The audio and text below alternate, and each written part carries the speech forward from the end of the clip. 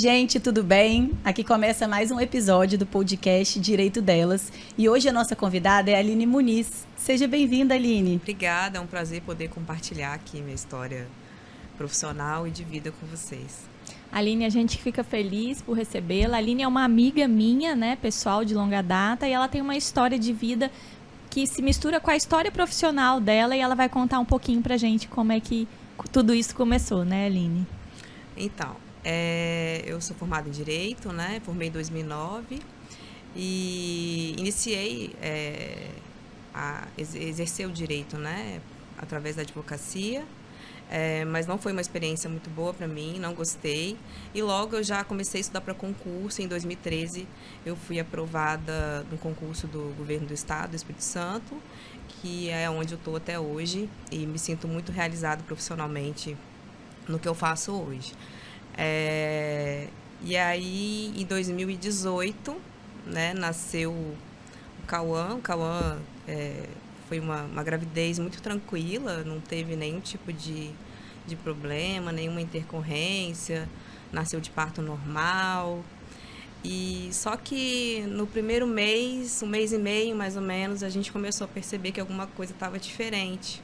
O Cauã era uma criança muito molinha, ele era hipotônico, né, como dizem. E logo a minha mãe, que é médica, percebeu essa hipotonia e a gente já relatou para a pediatra que acompanhava na época, mas a pediatra não deu muita atenção, achou que a gente podia esperar e que cada criança tem seu tempo, aquela história, né? Mas a gente sentia que tinha alguma coisa muito diferente mesmo, assim, e que a gente precisava agir rápido. Então, a gente foi buscar outros profissionais e após muitos exames, uma longa investigação, com 4 meses de idade, o Cauã foi diagnosticado com atrofia muscular espinhal tipo 1, que é uma doença genética rara, neurodegenerativa e progressiva. E a tipo 1 é o tipo mais grave, né? É o tipo mais grave da doença. Quando você for lá no Google digitar lá AME tipo 1, você vai ler tudo isso e mais um pouco, e ainda vai ler que a expectativa de vida para as crianças com essa patologia, sem tratamento, é até 2 anos de idade. E foi isso que eu ouvi quando o médico deu o diagnóstico. Na época, isso foi em 2018 mesmo, tinha acabado de chegar no Brasil, mas estava ainda muito prematuro, um medicamento, que era o único medicamento que existia na época, que prometia estacionar os efeitos da doença. Só que esse medicamento ainda não estava disponível no SUS e a gente só podia conseguir via judicial. E vocês tentaram pelo plano de saúde antes, né? E o plano de saúde negou. Obviamente, o plano negou. E além do medicamento, né? Porque a AME é uma doença que ela compromete toda a parte muscular. Então, tudo que é músculo vai realmente atrofiando, né? Então, a criança começa a ter dificuldade de deglutir,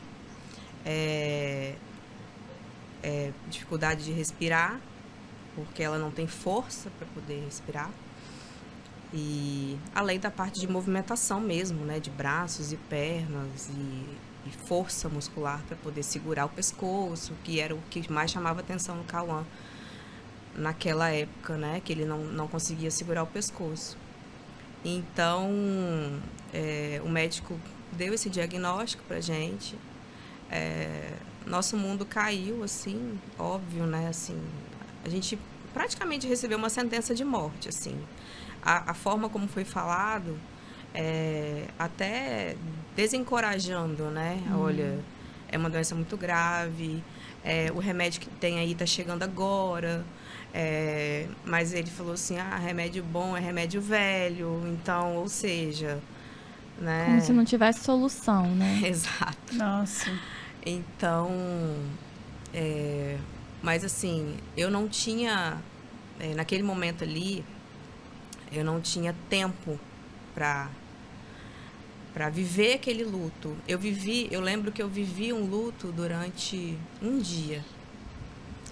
E no dia seguinte que eu recebi esse diagnóstico, eu já acionei algumas pessoas, passei a noite inteira pesquisando na internet, lendo sobre esse medicamento, lendo sobre a patologia, lendo sobre o que eu ia precisar buscar, né, e lutar para que o Cauã tivesse realmente uma chance de viver. E no dia seguinte eu já acionei muitas pessoas que prontamente me ajudaram, assim, dentre amigos, familiares e muitas pessoas da área do direito, dentre elas, uma delas é a Lívia, que acho que foi a primeira pessoa que eu liguei quando eu tive o diagnóstico do Cauã, assim, e a gente sabia que a gente tinha que fazer alguma coisa e a gente tinha que começar de algum lugar. Uhum. E eu lembro até desse dia que no dia que ela ligou, eu chamei meu irmão, que é advogado também, e a gente foi correndo para a casa dos pais da Aline. E tava todo mundo lá, o Cauã também tava lá, né? E aí a gente chegou lá tentando pensar na parte jurídica, na parte prática do que fazer para conseguir o que ele precisasse de medicação, de terapias, etc. E realmente eu me lembro de ser um caos ali a situação da gente não ter o que fazer. E eu tentei ter um controle ali. Eu lembro que eu cheguei em casa, falei com meu pai, chorei. Eu falei, pai, tá acontecendo isso com a Aline, o Igor, tal, o filho deles, o Cauã. E eu chorava desesperadamente. Eu falei, e eu e Henrique, a gente precisa fazer alguma coisa, a gente precisa ajudar. E a gente era tudo muito novo, né? Uhum. Você tinha ouvido falar de alguém com AME, por exemplo, perto de você? Perto não, eu já tinha ouvido falar... Em rede social, né? Em rede social, eu também. Porque algumas crianças já tinham feito campanha na internet para poder angariar recursos, para poder comprar a medicação, que era uma medicação muito cara na época. Cada dose da medicação custava R$350 mil. Então, assim, não era uma medicação que você podia ali, não, eu tenho condições, eu vou comprar. Não, você não podia comprar, sabe? Então, uma das frentes que a gente trabalhou no início foi realmente expor o caso para arrecadar, arrecadar dinheiro para realmente conseguir comprar. A dose de ataque do medicamento, que eram 4 doses, a gente precisava arrecadar aí em torno de 1,5 milhão. E ele ia precisar tomar essas doses pelo resto da vida. Então, assim, eu precisava ali de imediato de 4 doses, mas depois a cada 4 meses ele precisaria tomar mais doses. Então, como que a gente ia fazer? Assim, claro. Era algo financeiramente inatingível. Sim. E tinha urgência, né? Porque o remédio, ele interrompe a evolução da doença. Mas ele não faz nada ser regenerado. Então, tinha que ser dado o remédio para interromper, Eu sempre falo que cada dia era um dia a menos para o Cauã. Porque a AME é uma doença que ela basicamente ela funciona pela ausência da produção da proteína de sobrevivência dos neurônios motores. Então, a criança tem uma condição genética, uma alteração genética que ela não produz essa proteína. Então, os neurônios motores, eles vão morrendo. Por isso que, né, a gente lê que até os 2 anos de idade a criança não resiste, porque realmente a criança vai precisando de suporte, de ventilação, né, que a gente fala, para respirar, não consegue comer, então precisa de uma sonda para se alimentar e ela vai atrofiando.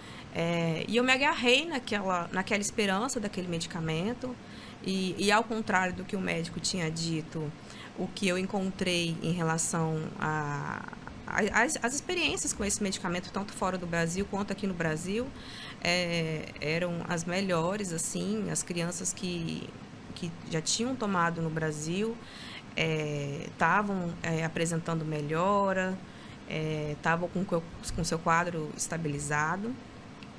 Então, a partir daquele momento ali, eu me dediquei a acionar as pessoas para a gente conseguir o que o Cauã precisava. Assim. Além da medicação, tem toda a parte de de fisioterapia, motora, respiratória, terapia ocupacional, fonoaudiólogo, uma estrutura de equipamentos em casa. Então, eu precisava de um BiPAP, que é um equipamento que custa uns 30, 40 mil reais. Precisava de um Cough Assist, que é um equipamento de tosse assistida, que ele não consegue tossir sozinho, né, com a força necessária para poder expelir as secreções, né? Então, eu precisava de tudo isso.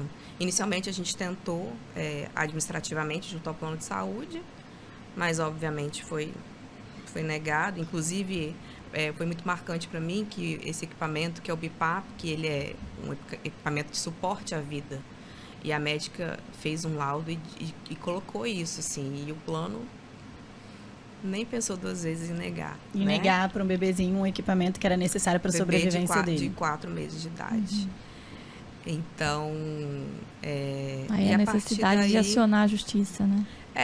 A gente precisou acionar algumas vezes, por conta dos objetos, né, de cada processo. E graças a Deus, assim, a gente teve uma resposta muito boa do judiciário. Naquele momento, assim, uma resposta ágil, né, da forma que tem que ser, e efetiva. E a gente conseguiu toda essa parte de suporte, de terapias para o Cauã, muito rapidamente, coisa assim, sei lá, de 20 dias, a gente já estava com tudo que a gente... E a medicação demorou mais um pouco, porque a gente precisou acionar a União, né, que demorou para poder cumprir a decisão, enfim. Então, o Cauã tomou a primeira dose do medicamento com 8 meses de idade. 4 meses depois do diagnóstico. 4 meses depois do diagnóstico. E esse medicamento se chama Spinraza, que é um medicamento que ele tomou as 4 primeiras doses num período de 60 dias, e depois a cada 4 meses, né, ele tomou mais algumas doses. Hoje, no total, né, ele tomou já 12 doses, e hoje ele não toma mais esse medicamento, porque em 2020 chegou no Brasil um medicamento chamado Zolgensma, que é um medicamento que é uma terapia gênica, né, foi desenvolvida fora do Brasil, e em 2020 foi aprovado pela Anvisa. E é um medicamento que também promete estacionar os efeitos da doença, assim como o outro, mas ele é uma dose única. E ele é aplicado por uma infusão venosa e uma dose única para a vida toda. Porque ele age diferente, né? Você estava explicando para gente. Ele age diferente. Ele possui uma cópia funcional do gene que é defeituoso, alterado no Cauã. Então, ele vai lá e insere no DNA a cópia funcional. Então, a partir daquele momento, é como se o Cauã não tivesse mais o defeito genético dele. E em 2020, mas foi uma nova batalha. Foi, né? uma nova batalha, porque por conta, né, de todo esse contexto, né, da ação do medicamento, da tecnologia que é investida, e claro, né, por conta do que é feito hoje pela indústria farmacêutica, o medicamento ele custava 12 milhões de reais.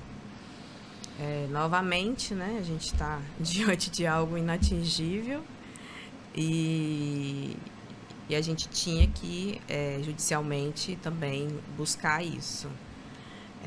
Foi uma batalha, assim, das mais duras. Eu digo uma batalha jurídica muito difícil e também pessoal, assim, né? Porque desde o início, por mais que eu tivesse formação em direito, eu tentei me distanciar dessa parte jurídica, né? Das ações, né? Você estava como mãe, né? Estava como mãe. E até ali estava tudo ok, tudo indo bem.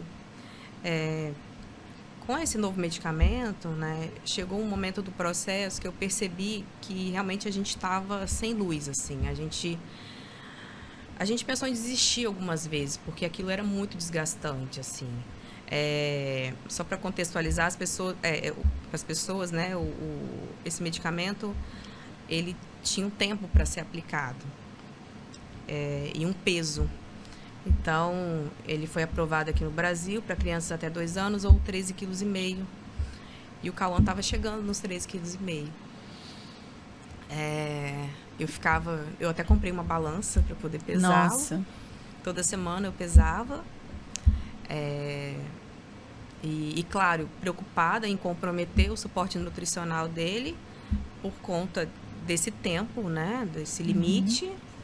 E enquanto as mães ficam torcendo para os filhos ganharem peso, você tinha que estar na batalha pela vida dele, para ele não... Exato. Não consigo nem conceber. Na verdade, ele tinha que continuar ganhando peso. Claro. Saudavelmente, mas o ganho de peso era algo que poderia impedir ele de receber a medicação. Era uma única oportunidade. E só para a gente contextualizar, vocês tinham ganhado o processo em primeira instância. Isso. E aí o Estado recorreu. A gente foi novamente contra a União, né? A União Federal. A União, só para explicar, é o poder público. Poder público federal, não é o Estado. Isso, E aí, em maio de 2021, a gente teve uma sentença favorável. O processo após perícia, é um processo bem longo, realmente, com muitas provas, muitos laudos médicos. E nisso, assim, eu tive que realmente entrar de cabeça e realmente eu tive que entrar mesmo como uma profissional do direito e não como mãe. Porque eu vi, não que os profissionais que estavam à frente eram, assim, maravilhosos, perfeitos. Só que como se trata de uma doença rara, um medicamento muito novo, específico, né? Eu percebia que tinha uma dificuldade de entendimento tanto dos advogados quanto dos juízes, né? Do juiz que estava julgando, em relação a todo aquele contexto. E se era benéfico, se não era, qual era o mecanismo de ação do medicamento. Então, eu percebi que se eu não entrasse naquilo ali, realmente a gente não ia conseguir. Não se sabia a parte técnica, né? E a gente estava até conversando sobre isso, que é uma coisa tão óbvia, mas não é tratado como óbvio. A única pessoa que podia entender aquilo naquele nível que você entendia era você, que era a mãe, que estava por dentro de todas as especificações, de tudo que acontecia com seu filho, de toda a evolução. E como a gente coloca o judiciário tão longe e distante das partes, né? Uhum. E aí o juiz tem que entender, através de um papel, o que está acontecendo na vida de um bebê. Isso. E como funciona uma parte médica que não é especialidade dele e que, aliás, não é especialidade da maioria dos médicos, que inclusive a maioria dos médicos você pode sentar e dar uma aula para eles.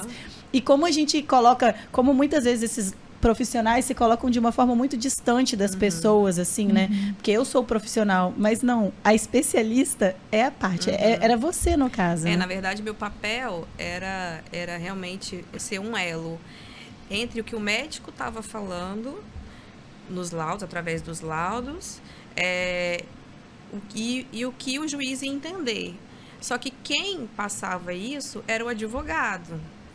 E o advogado, obviamente, ele não tinha a vivência que eu tinha ali com a doença e com o entendimento em relação ao medicamento. Então, assim, eu realmente entrei de cabeça nesse aspecto. Foi algo muito desgastante para mim, mas eu precisava fazer, porque senão a gente não ia conseguir. Então, em maio de 2021, a gente teve uma sentença favorável. E aí iniciou a luta para cumprir, né? O poder público imediatamente recorreu, como eles sempre fazem. E, para nossa surpresa, o Tribunal Superior, né, que no caso é o TRF2, eles deram um efeito suspensivo, né, para aquela sentença ali. Que aí significa que a sentença ela não vai ser cumprida ali naquele momento até o julgamento do recurso. Inclusive, o recurso que a União entrou lá em maio foi julgado ontem, dia 13 de julho de 2022. Então, mais de um ano depois que o recurso foi julgado. E nesse tempo, a gente ficou... O que não serviria mais para nada. Se você nada. estivesse esperando, se você estivesse dependendo só Nada. disso, simplesmente Nada. era como se É. se absteve de julgar, né? Simplesmente... Inclusive, a gente perdeu, Ah. tá? A gente perdeu. 2-1. Mas isso é um mero detalhe. E aí, a gente ficou nesse tempo, né? Brigando ali, juridicamente falando, né? Dentro do tribunal, do TRF2. Mas estava muito difícil, assim, a gente sabia que a gente não ia conseguir ali. Que realmente a gente precisava de algo muito excepcional e muito diferente. E a gente não tinha nada a perder, a gente tinha que fazer. E um dia eu estava assim, muito, muito triste. Realmente a gente tinha acabado de perder dentro dos vários recursos que a gente protocolou, a gente tinha perdido. Eu tinha voltado do Rio de Janeiro, que eu fui lá com o advogado para tentar falar com os desembargadores que estavam à frente do caso. A gente não conseguiu conversar com ninguém. E Não, realmente... eu preciso chamar a atenção para isso, porque é uma coisa... É muito bizarro. Eu não tenho outra palavra para usar. Você saiu da sua cidade, você foi lá no Rio de Janeiro, você queria explicar o caso, porque isso não influencia em nada. Pelo contrário, dá ainda mais ferramentas para que as pessoas possam decidir aquele caso de uma forma justa. E você sequer foi recebida. Sequer fomos recebidos, ficamos 2 dias lá no Rio de Janeiro. E não Imagina a sua fomos angústia, né? assim, a gente voltou bem arrasado mesmo, assim. E um dia eu estava no meu trabalho, eu resolvi, assim, me deu um insight, eu falei assim, eu vou conversar com um colega meu que também tem formação em Direito e é um cara muito inteligente e tal. E a gente ficou conversando sobre o processo, assim, 1 hora a gente ficou lá e desenhando, e escrevendo, e raciocinando daquilo ali. E no final, assim, a gente chegou à conclusão de que a gente precisava entrar com uma medida que era muito excepcional, assim, juridicamente, que é uma reclamação constitucional direta no STF. Então, assim, a gente praticamente pulou as instâncias, né? Porque o processo estava no TRF2, que é a segunda instância, não tinha sido julgado ainda o mérito, e a gente levou o processo direto para o Supremo Tribunal Federal.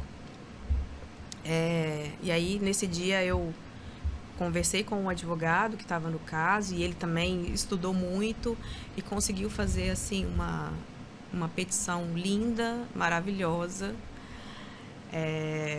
E a gente deu muita sorte, porque caiu na mão da ministra Rosa Weber, que é uma mulher, assim, super sensível, muito justa, e em 3 dias ela deu uma decisão determinando que a União cumprisse de imediato a sentença lá atrás. Então ela tornou sem efeito, né, aquela decisão da segunda instância, né, e a sentença voltou a valer. Só que como já tinha passado o prazo que o juiz tinha dado para a União cumprir, o cumprimento era imediato. E aquela decisão caiu, assim, acho que foi de Deus, assim, sabe? Uma coisa que a gente, particularmente, eu queria muito acreditar, mas juridicamente eu não acreditava, porque era uma coisa muito excepcional, era muito difícil. E ela mesma colocou na decisão dela que era uma medida muito excepcional, mas que ela entendia que, no caso ali, era cabível e que o Cauã merecia tomar aquele medicamento. E que estava provado que realmente o medicamento era eficaz para ele. Porque, também para a gente botar aqui, né, os critérios para você não suspender uma decisão até que seja julgado o recurso, um dos critérios é se dá para esperar, né? Assim, falando de uma forma bem descomplicada, porque... nesse caso, se você deixasse de cumprir ali e esperasse o julgamento, não precisava mais julgamento, porque simplesmente ia perder a causa do objeto. Porque aí não adiantava, no final, mesmo se ontem ele tivesse falado, não pode tomar o remédio, não serviria mais. Então, realmente é uma coisa assim, surreal. Surreal. O que me chamou a atenção também que você falou, que não sabemos se foi sorte ou se foi Deus, né, que caiu na mão da ministra Rosa Weber, mas que eu penso assim, por que a gente tem que torcer ou contar até com algo divino, né, para cair na mão de alguém que tenha sensibilidade ou senso de justiça, né, em pensar o quão era necessário um medicamento para manter a vida de uma criança. Porque Eu não era fico óbvio, triste né? de ouvir isso, porque Concordo. de repente se caísse em outro ministro, não seria esse o resultado e o Cauã não teria tido a resposta negativa ontem, no caso. Eu acho isso muito Triste. muito né? falho, né? Muito triste no judiciário, mas assim, que bom que foi como foi, né, com a ministra e tal. E que você pode dizer que, né, de fato isso aconteceu e Isso não aconteceu. precisou chegar até ontem, Não. né? E ter sido negado, né? Em 20 dias, a decisão estava cumprida.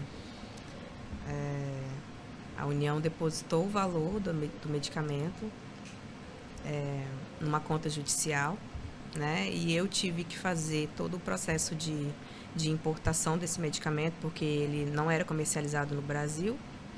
Veio da onde? Só por curiosidade. Ele veio do Reino Unido. Uhum. Então, ele não era comercializado no Brasil, então eu precisava importar. Então, eu tive que também cuidar de toda a Você parte que realizou a burocrática. compra do medicamento Exato. para vir. Uhum. Exato. E o Cauã foi o primeiro do estado. Isso. Então, dia 18 de março de 2022, né? A gente chama o dia Z, né? Que é o Zolgensma. O Cauã tomou o medicamento aqui em Vitória. Foi o primeiro capixaba a tomar esse medicamento, né? Que ainda é o medicamento mais caro do mundo. E isso foi um divisor de águas, assim, na nossa vida e na vida do Cauã, porque hoje o Cauã, obviamente, continua com toda a parte das terapias dele, que ele já incorporou isso na rotina dele. Ele precisa, e isso é muito necessário, tão importante quanto o medicamento. Mas o medicamento causou uma revolução, assim, na evolução do Cauã, né? Ele está com 3 anos e 8 meses? 3 anos e 11 meses, faz agora 4 anos em agosto. E ele, 15 dias depois que ele tomou o medicamento, ele começou a sentar sem apoio, sozinho. Antes ele não sentava. E ele Só começou a sentar comprovando sem que o medicamento apoio. de forma eficaz, né? Muito eficaz, assim. O que a gente quer para ele